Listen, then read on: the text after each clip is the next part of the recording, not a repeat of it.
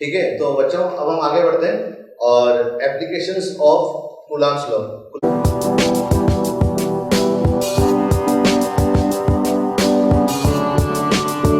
Coulomb's law जो हमने पढ़ा है F equal to K Q1 Q2 by R square, और K की वैल्यू, इफेक्ट ऑफ मीडियम और वेक्टर रिप्रेजेंटेशन हमने देख लिया है। अब इसके आगे बढ़ते हैं हम और एप्लीकेशंस ऑफ कूलम्ब्स लॉ पढ़ेंगे, जिसमें हम ये सीखेंगे कि कूलम्ब्स लॉ कौन कौन सी इंपॉर्टेंट एप्लीकेशंस में किस किस तरह से यूज में आएगा। नीट में जनरली इस पर बहुत सारे क्वेश्चंस पहले भी आ चुके हैं।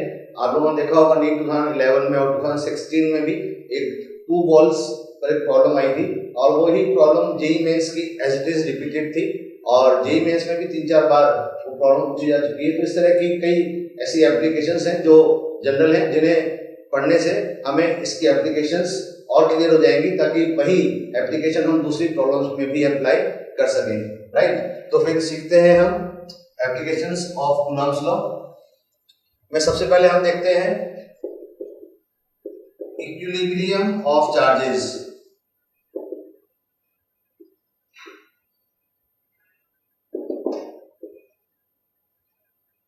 चार्जेस का इक्विलिब्रियम वर्ड से पता लग रहा है कि कौन सा चार्ज कब इक्विलिब्रियम में क्या होगा।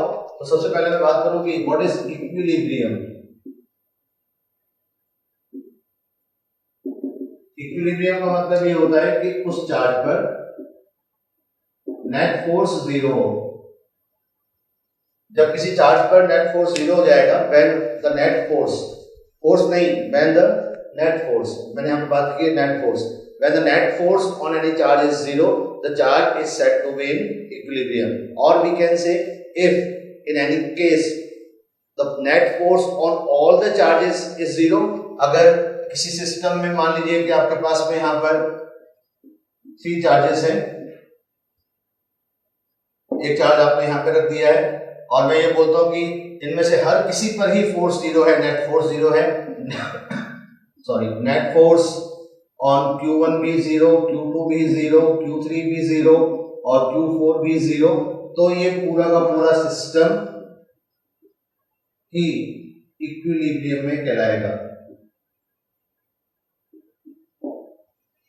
इसका मतलब इक्विलिब्रियम में जो क्वेश्चंस होते हैं वो 2 तरह से आएंगे, या तो चार्ज का इक्विलिब्रियम या फिर सिस्टम का इक्विलिब्रियम। ओके, तो हम इसको बारी बारी पढ़ते हैं। यहाँ पर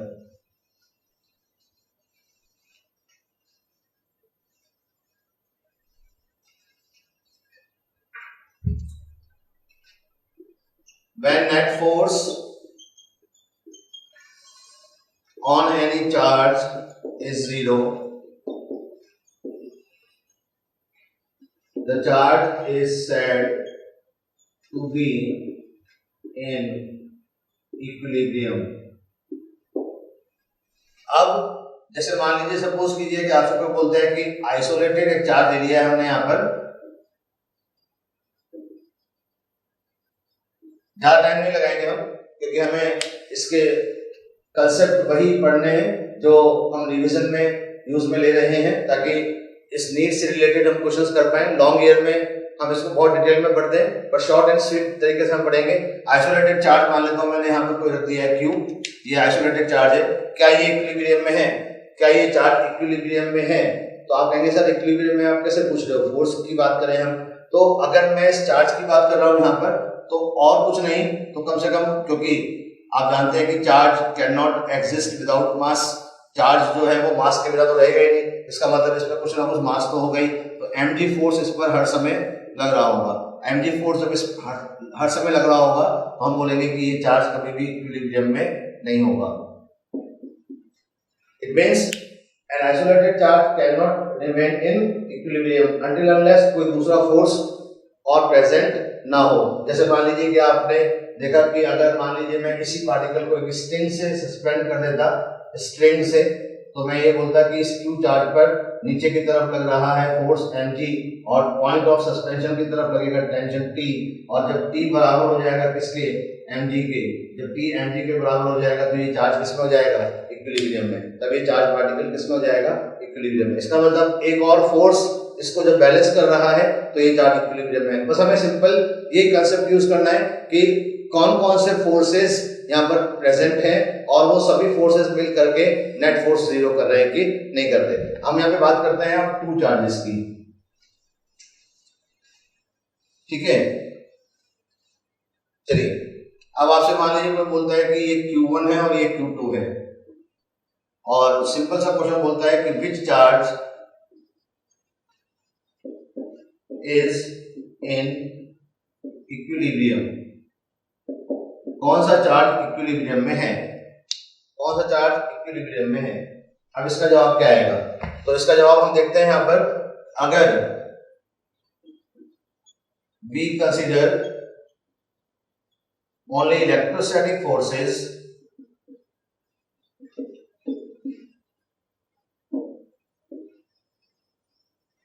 अगर हम सिर्फ इलेक्ट्रोस्टैटिक फोर्स ही कंसीडर कर रहे हैं और कोई फोर्स, क्योंकि इनके बीच में ग्रेविटेशन फोर्स भी है, हम उसको कंसीडर भी नहीं कर रहे हैं, सिर्फ इलेक्ट्रोस्टैटिक फोर्स ही हम कंसीडर कर रहे हैं। And since both the charge are of positive nature, तो दोनों एक दूसरे को रिपेल करेंगे, दोनों एक दूसरे को रिपेल करेंगे। This is the force on 2/1 and this is the force on 1/2, और दोनों चार्जेस पर फोर्स लग रहे हैं। इलेक्ट्रोस्टैटिक फोर्स के अलावा और कोई फोर्स की हमने बात नहीं की है, तो हम बोलेंगे कि क्योंकि ये दोनों फोर्स जीरो नहीं है, तो हम बोलेंगे no charge is in equilibrium, कोई भी चार्ज इक्विलिब्रियम में नहीं है। तो इससे क्या कंक्लूजन सामने आया, इससे ये कंक्लूजन सामने आया कि if two charges are present in any system, अगर दो चार्ज किसी सिस्टम में प्रेजेंट हैं, they can not be in equilibrium under the presence of electrostatic forces only, वो ओनली इलेक्ट्रोस्टैटिक फोर्स के इन्फ्लुएंस में कभी भी इक्विलिब्रियम में नहीं होंगे। अगर हम इसी क्वेश्चन में ग्रेविटी को भी इंक्लूड कर दें, अगर आपने नोट कर लिया इसको, तो इसका स्क्रीनशॉट ले लीजिएगा, ठीक है। अब यहाँ पे देखते हैं हम कि अब हम यहाँ पर ग्रेविटी भी इंक्लूड कर दें, अगर ये प्लस Q1 और ये प्लस Q2, इलेक्ट्रोस्टैटिकली तो ये दोनों चार्जेस एक दूसरे को रिपेल करेंगे। So this is the force on 1/2 and this is the force on 2/1। mg force भी इन दोनों पर लगेगा ग्रेविटी की वजह से, और वो ग्रेविटी इन दोनों को नीचे की तरफ अट्रैक्ट करेगी due to the gravitation force by earth on this particles, और एक ग्रेविटेशन फोर्स इन दोनों के बीच में भी लगेगा।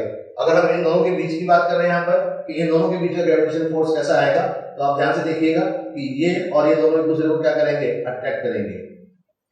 जब ये दोनों एक दूसरे को अट्रैक्ट करेंगे यहाँ पर, तो अब आप देख रहे हैं कि अगर ये इनका जो अट्रैक्शन फोर्स है, gravitation attraction force in particles के बीच का है। और तीसरी बात मैं आप यहाँ पे देखो mg की, mg कहाँ पर लग रहा होगा, तो इसका mg इधर लग रहा होगा और इसका भी mg इधर लग रहा होगा।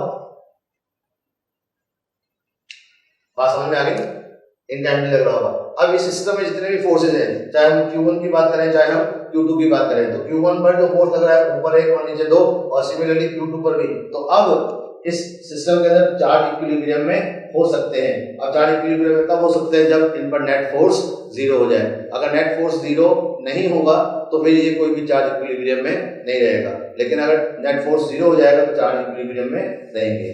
ओके, लेकिन अगर हम दो चार्जेस की बात करते हैं, जनरली सेम डिस्टेंस की बात करें और पॉइंट पार्टिकल्स की बात करते हैं, तो इलेक्ट्रोस्टैटिक फोर्स जो होता है वो इलेक्ट्रोस्टैटिक फोर्स की बात करें तो वो ग्रेविटी के कंपैरिजनली बहुत स्ट्रांग होता है, ठीक है ना, ग्रेविटेशन फोर्स के कंपैरेटिवली बहुत स्ट्रांग होगा।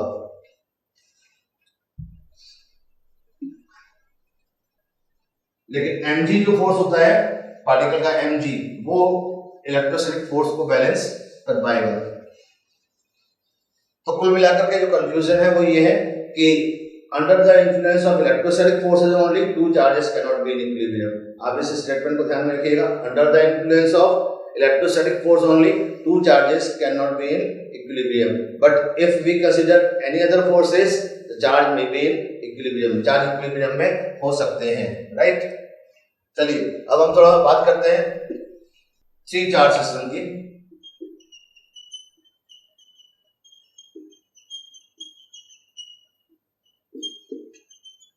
और ये बहुत इंपॉर्टेंट भी है, इंपॉर्टेंट इसलिए क्योंकि इसके कंक्लूजन जो है वो हम याद रखेंगे यहाँ पर, ठीक है। सपोज कीजिए कि यहाँ पर टू चार्जेस है Q1 और Q2 और ये दोनों सिमिलर नेचर के हैं, पॉजिटिव, और इनके बीच में मैंने यहाँ पर एक थर्ड चार्ज रख दिया है Q। अब ध्यान में रखिएगा कि जो भी हम यहाँ पढ़ रहे हैं we are consider electrostatic force only.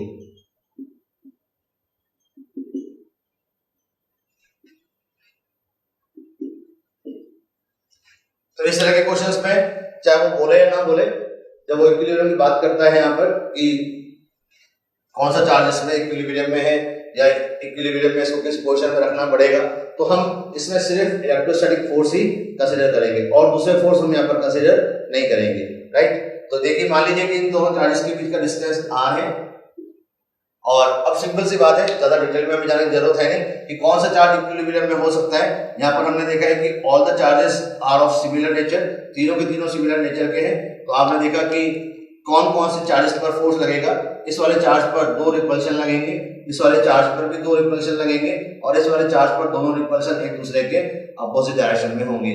और जब ये दोनों फोर्सेस एक दूसरे के अपोजिट डायरेक्शन में होंगे तो we can say only Q can be in equilibrium, केवल Q ही इक्विलिब्रियम में हो सकता है। अगर आप चाहते हैं कि Q1 और Q2 का इक्विलिब्रियम देखें तो फिर आपको इस चार्ज का नेचर चेंज करना पड़ेगा, पॉजिटिव की बजाय आपको क्या करना पड़ेगा, नेगेटिव, क्योंकि अगर ये नेगेटिव हो जाएगा तो ये इसको फिर अट्रैक्ट करना शुरू करेगा और ये पॉजिटिव इसको रिपेल करेगा। लेकिन अगर ये तीनों के तीनों चार्जेस सिमिलर नेचर के हैं, चाहे तीनों पॉजिटिव हैं या तीनों नेगेटिव है, तो इक्विलिब्रियम में केवल एक ही चार्ज होगा। कौन सा चार्ज, जो इनके बीच में किसी भी पोजीशन पे रखा है, मिड पॉइंट पे नहीं रखा है। मिड पॉइंट पे तब रखा जाएगा जब ये दोनों के दोनों चार्ज भी मैग्नीट्यूड में बराबर हो। So we can say that in this condition U may be in equilibrium और इसकी इक्विलिब्रियम की जो पोजीशन होगी closer to the smaller charge, छोटे वाले चार्ज के पास में ये इक्विलिब्रियम में रहेगा और इसके जो डिस्टेंस आएगी स्मॉलर चार्ज से, छोटे वाले चार्ज से जो इसकी डिस्टेंस आएगी उस डिस्टेंस को मान लेता हूं मैं x है, वो होगी √Q1 by √Q1 plus √Q2 into r।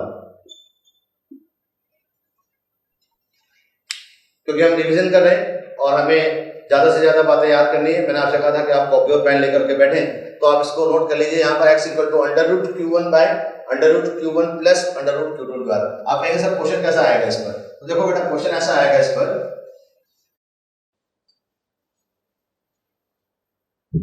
मान लीजिए क्वेश्चन ये आता है कि this charge is 9e and this charge is 3 placed at distance 20 centimetre और क्वेश्चन आता है find out the position, find out the position where charge 2e will be in equilibrium। वो पोजीशन बताओ जहां पर कोई तीसरा चार्ज 2e है इक्विलिब्रियम में रहे। और जैसे कि मैंने बोला ये क्वेश्चन तुम्हारे सामने आएगा, तो चाहे इसमें लिखा है या फिर ना लिखा है, हम केवल इलेक्ट्रोस्टैटिक फोर्स ही कंसीडर करेंगे, दूसरे फोर्स हम कंसीडर यहाँ पर नहीं करेंगे। तो बार बार ये बातें बताने की जरूरत है नहीं। अब आपने इस क्वेश्चन को देखा तो आपको ये दिखा कि ये पॉजिटिव है, ये पॉजिटिव है और ये भी पॉजिटिव है। इसका मतलब सिंपल सी बात है कि आपको फॉर्मूला यूज करना पड़ेगा x equal to √Q1 by √Q1 plus √Q2 into r। और ये डिस्टेंस मैंने कहां से ली थी, छोटे वाले चार्ज से। छोटे वाला चार्ज यहाँ पर कौन सा दिख रहा है आपको, 3e। इसका मतलब Q1 की जगह आपको यहाँ पर 3 लेना पड़ेगा, बिकॉज जो छोटा वाला चार्ज है वो यहाँ पर स्मॉलर है।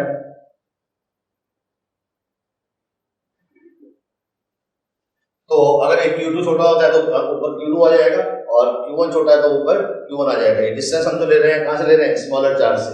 तो √Q1 की जगह यहाँ पर आ जाएगा √3e और यहाँ आ जाएगा √9e प्लस √3e और r की जगह आ जाएगा 20।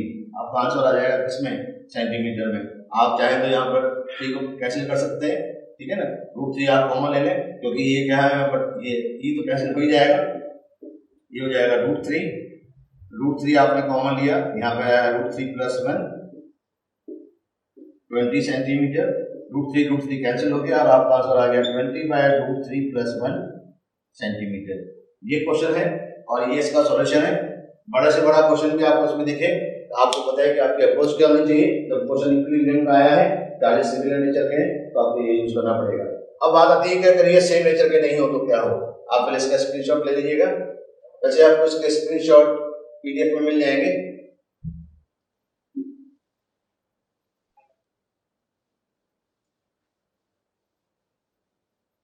अब हम उस केस में देखते हैं कि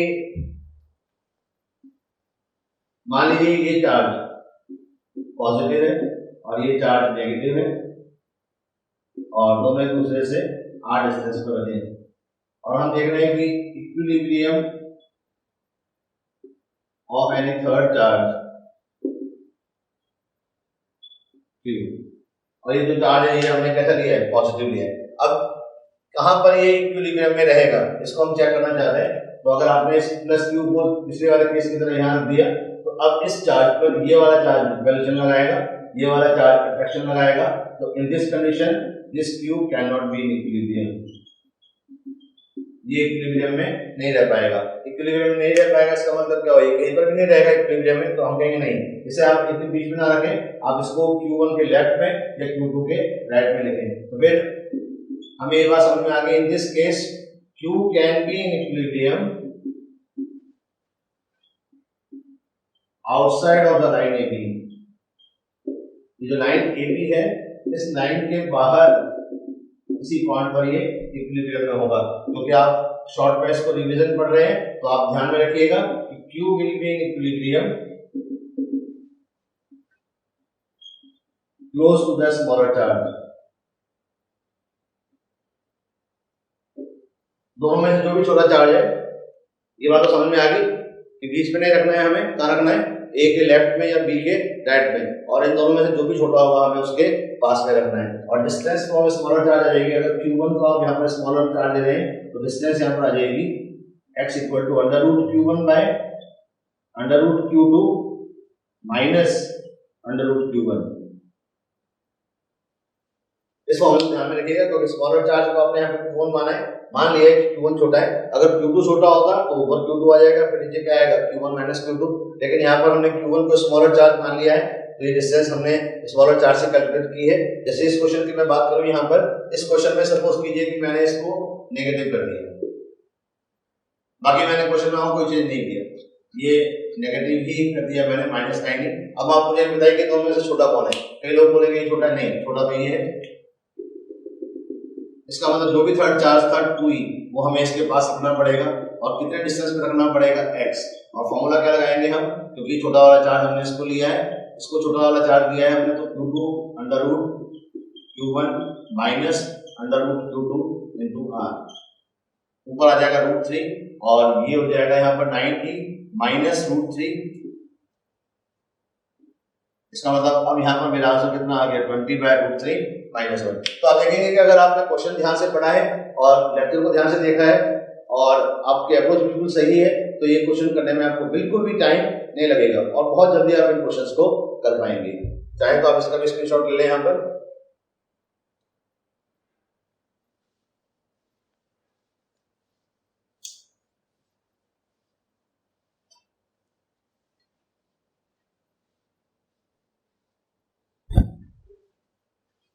तो ये इक्विलिब्रियम हुआ थर्ड चार्ज का बिटवीन टू चार्जेस, राइट। इसी को हम आगे बढ़ाते हैं। सिस्टम ऑफ चार्जेस में अब आ रहा है, मान लीजिए ऐसा क्वेश्चन आ जाता है आपके सामने, more than two charges. Suppose कि ये क्वेश्चन आपके सामने आ जाता है यहां पर, all the charges are of similar nature, और होता है कि which charge may be in equilibrium, कौन सा चार्ज इक्विलिब्रियम में हो सकता है। चलिए यहाँ पे एक और एग्जांपल ले लेते हैं साथ में इसके, प्लस Q1 प्लस Q2 और यहाँ पर रख दिया मैंने माइनस का Q3। अब ये बोलता है यहाँ पर कि which charge may be in equilibrium. क्योंकि क्वेश्चन में आप देखेंगे नीट के अंदर जो स्टूडेंट्स होते हैं वो generally in positive negative nature को लेकर के कंफ्यूज हो जाते हैं कि पॉजिटिव वाले केस में ये था, नेगेटिव हो जाएगा तो क्या हो जाएगा। तो ये सब चीजें हम ध्यान से देखें। यहाँ पर आपको सिर्फ ये देखना है कि इक्विलिब्रियम में कौन रहेगा, तो फोर्स देखें आप। तो अगर हम किसी भी एक चार्ज को ले लें, क्योंकि हम तीनों सिमिलर नेचर के हैं, उसमें तो हमें अलग अलग दिखना पड़ेगा। इसमें हम देख रहे हैं कि तीनों ही तीनों एक नेचर के हैं, तो आप किसी भी एक चार्ज को देख लें, जैसे ये चार्ज इसको रिपेल करेगा इधर और ये चार्ज इसको रिपेल करेगा इधर, और क्योंकि ये दोनों फोर्सेस एक दूसरे के अपोजिट डायरेक्शन में नहीं आए, इसका मतलब ये हुआ net force can not B zero. Similarly आप इसको भी देख सकते हैं कि इस पर भी कोई फोर्स जीरो नहीं आएगा, इस पर भी कोई फोर्स जीरो नहीं आएगा, इसका मतलब किसी भी चार्ज पर कोई फोर्स जीरो नहीं आएगा, तो आप बोलेंगे no charge can be in equilibrium, इनमें से कोई भी चार्ज इक्विलिब्रियम में नहीं होगा, ठीक है ना। अब मैंने इस क्वेश्चन को यहाँ पे चेंज कर दिया, Q3 को मैंने क्या कर दिया, नेगेटिव। अब आपसे कोई बोलेगा कौन इक्विलिब्रियम में रहेगा, तो बहुत सारे लोगों का जवाब होगा कि आपने Q3 को नेगेटिव किया है, ये चेंज हो गया है, इसका मतलब यही इक्विलिब्रियम में होगा। तो चेंज कर लेते हैं हम यहाँ पर Q3 को नेगेटिव कर दिया है यहाँ पर, एक बार फिर इस पर दो फोर्स लगने लगे और दोनों को दोनों के बाद अट्रैक्शन के होंगे, क्योंकि ये दोनों फोर्स एक दूसरे के जस्ट अपोजिट है नहीं और इनका मैग्नीट्यूड भी यहाँ पर बराबर नहीं दिख रहा है, इसका मतलब इस पर नेट फोर्स जीरो नहीं है।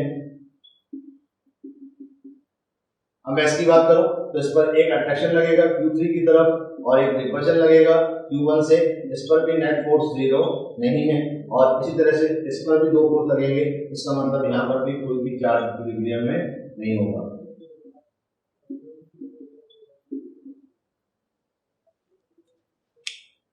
कोई भी चार्ज यहाँ पर भी इक्विलिब्रियम में नहीं है, राइट।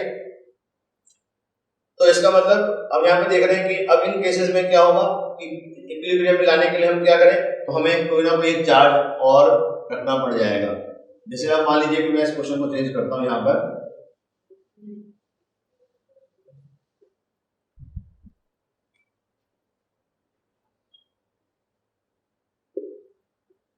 सिंप्लिसिटी के लिए मान लो मैंने तीनों चार्जेस यहाँ पर आइडेंटिकल ले लिए हैं और सेंटर पर मैंने कैपिटल Q चार्ज ले लिया है, और क्वेश्चन आपके सामने ये आता है कि find out the value of capital Q so that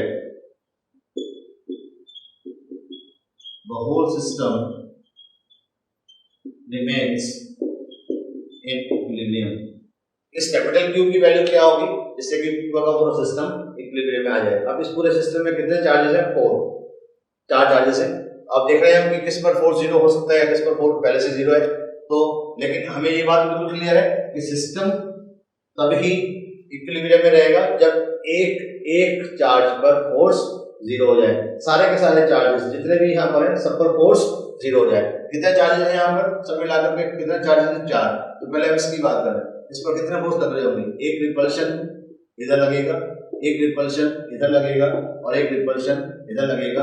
तीनों के तीनों फोर्सेस बराबर हैं। आप चाहे लॉमिस थ्योरम यूज कर सकते हैं और ये बात जानते हैं कि 3 इक्वल फोर्सेस हैं और इनके बीच में जो एंगल आएगा यहाँ पर वो 120 डिग्री का आएगा।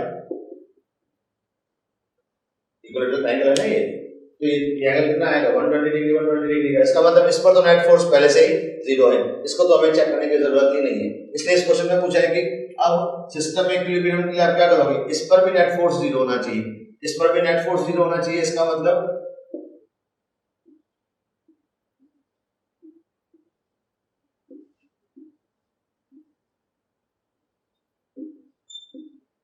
कि ये दोनों मिलकर के जो फोर्स लगाए और ये जो फोर्स लगाए, ये सारे का सारे मिलकर के इस पर नेट फोर्स कितना होना चाहिए, जीरो। अब आप जल्दी जल्दी जानते ही हैं कि हम इसको पहले भी पढ़ चुके हैं। ये इधर रिपेल करेगा ये और ये इधर रिपेल करेगा, दोनों फोर्स बराबर आएंगे, तो इधर की तरफ जो फोर्स आ जाएगा वो आएगा √3 kq² दोनों फोर्सेस के बीच का एंगल 60 डिग्री है, तो √3 kq² अब एक फोर्स यहाँ पर लगेगा इस पर, जो कैपिटल Q लगाएगा। ये फोर्स भी इस तरफ आ रहा है क्योंकि अभी यहाँ पर हमने इसको पॉजिटिव रखा है, हमें पता नहीं है कि पॉजिटिव आएगा नेगेटिव आएगा क्या आएगा, पर हमने इसको जो माना है अभी यहाँ पर वो पॉजिटिव है। अगर पॉजिटिव ही आना होगा तो आ जाएगा, और अगर नेगेटिव होगा तो फिर हमारी कैलकुलेशन से इसका आंसर अपने आप नेगेटिव आ जाएगा, बस हमें नेट फोर्स जीरो करना है। तो this force is F1 and this force is F2। F1 कौन सा फोर्स है, जो इन दोनों ने लगाया था इस पर, इन दोनों ने लगाया था इस पर। F2 कौन सा फोर्स है, जो इस बीच वाले चार्ज ने लगाया था। इसका मतलब इस पर कितने फोर्स हो गए, 1 2 जो इन दोनों ने लगाया और ये जो इसने लगाया, इन सब का रिजल्टेंट इफेक्ट कितना आना चाहिए, जीरो। तो ये इक्विलिब्रियम हो जाएगा, और अगर ये इक्विलिब्रियम में हो गया तो सॉरी सिमेट्री ये कहते हैं कि ये भी इक्विलिब्रियम में हो जाएगा और ये भी, क्योंकि सिस्टम पूरी तरह से सिमेट्रिक है। ओके, तो हमने इस फोर्स को चेक कर लिया कि यहाँ पर ये फोर्स कितना है, कुछ लोगों ने तो कैलकुलेट कर भी लिया होगा ये फोर्स कितना आएगा। तो ये फोर्स आ जाएगा k क्यू और यहाँ से यहाँ तक का डिस्टेंस इक्विलेटरल ट्रायंगल में a/√3 होता है। डिस्टेंस का स्क्वायर करेंगे तो a² नीचे और 3 ऊपर आ जाएगा। और ये फोर्स दोनों एक ही डायरेक्शन में है यहाँ पर, तो इन दोनों का जो रिजल्टेंट इफेक्ट है वो कितना आना चाहिए, 0। तो इसका मतलब इन दोनों फोर्सेस का वेक्टर सम 0 आ जाएगा और दोनों फोर्स एक ही डायरेक्शन में है यहाँ पर। अब आप कैलकुलेशन आपकी फास्ट है,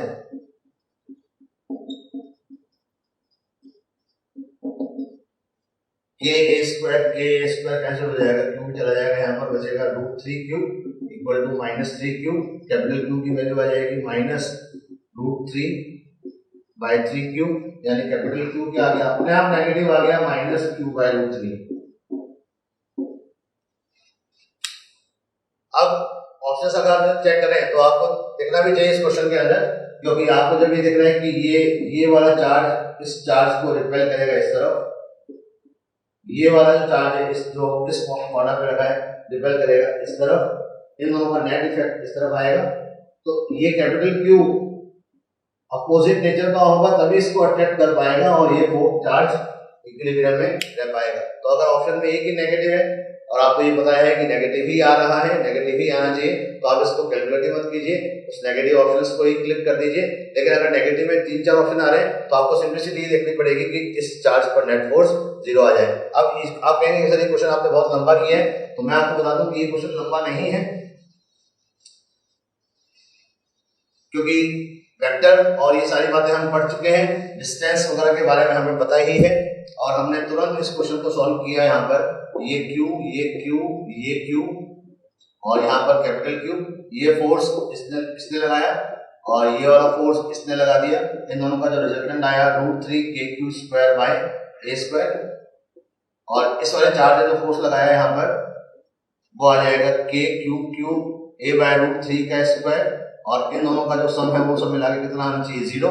k/a² कैंसिल हो जाएगा, एक q भी कैंसिल हो जाएगा, √3q यहाँ बचेगा और 3q यहाँ बचेगा इक्वल टू 0 और q की वैल्यू आ जाएगी -q/√3। 2 लाइन का ही ये सॉल्यूशन है, ये सॉल्यूशन ज्यादा लंबा नहीं है, बस इतना है कि आपकी प्रैक्टिस आपको बिल्कुल परफेक्ट बनाएगी। और जो आपने साल भर से प्रैक्टिस की है बस मैं आपको उसको रिवाइज करवा रहा हूँ, मैं आपको आपके अंदर से ही छुपी हुई आपकी जो पावर है वो बाहर निकाल रहा हूँ कि किस तरह से आप स्ट्रांग हो और मोटिवेट हो कि आप इन क्वेश्चंस को कर पाएंगे। आप चाहे तो स्क्वायर में भी ये क्वेश्चन ट्राई कर सकते हैं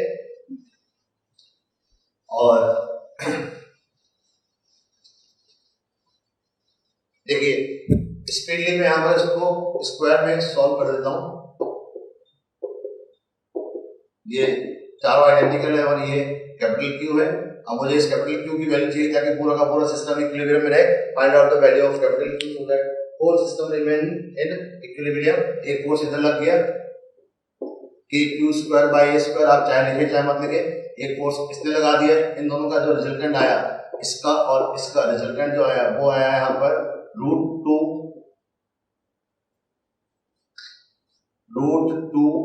kq²/a²। इसका काम खत्म हो गया। अब ये जो लगाएगा वो इधर ही लगाएगा और वो लगाएगा kq² और यहाँ से यहाँ तक का डिस्टेंस कितना होता है √2a, स्क्वायर करेंगे तो 2a²। इसका भी काम खत्म। अब ये भी लगाएगा और ये जो लगाएगा वो कितना लगाएगा kq³ और यहाँ से यहाँ तक का डिस्टेंस कितना होता है a/√2। a/√2 का आप स्क्वायर करोगे, ये स्क्वायर नीचे 2 ऊपर, तीनों फोर्सेज एक ही डायरेक्शन में आ गए तो इन तीनों का सम मिला के कितना होना चाहिए 0। ka² सब में कैंसिल हो जाएगा, एक स्मॉल क्यू भी चला जाएगा, यहाँ पर बचेगा √2q, यहाँ पर एक क्यू बचा है, साथ में नीचे 2 है और यहाँ पर कितना बचा है 2q। ये सब मिला के कितना हो गया 0। कैपिटल क्यू की वैल्यू आ गई, यहाँ पर कितनी आ गई, क्यू को आपने कॉमन ले लिया, √2 + 1/2 और क्योंकि आपने इक्वल टू इस तरफ भेजा है तो ये हो गया माइनस और ये 2 यहाँ पर नीचे आ जाएगा। तो आपको कैपिटल क्यू की वैल्यू मिल गई है, कैपिटल क्यू की वैल्यू होगी -3। 2 लाइन में आपका क्वेश्चन सॉल्व हो जाएगा। बस इन बातों को आपको ध्यान में रखना पड़ेगा। और ये बातें आपको ध्यान में रखनी ही चाहिए कि जब डायगोनल का डिस्टेंस कितना होता है, फोर्स कितना लगेगा, सेंटर का डिस्टेंस कितना होता है, फोर्स कितना लगेगा। बस आपको ये देखना है कि इन सबका नेट इफेक्ट कितना आना चाहिए, 0। Further we can see that in this example कि इसकी वैल्यू ये आएगी और इसका नेचर जो होगा वो कैसा होगा, नेगेटिव, ताकि इसका इसका और इसका इन तीनों फोर्स ये अकेला बैलेंस कर पाए। तो इस तरह से आपको इक्विलिब्रियम क्वेश्चंस हैं जो नीट पे आ भी चुके हैं पहले भी, तो इस तरह से जल्दी आप इन क्वेश्चंस को सॉल्व करेंगे।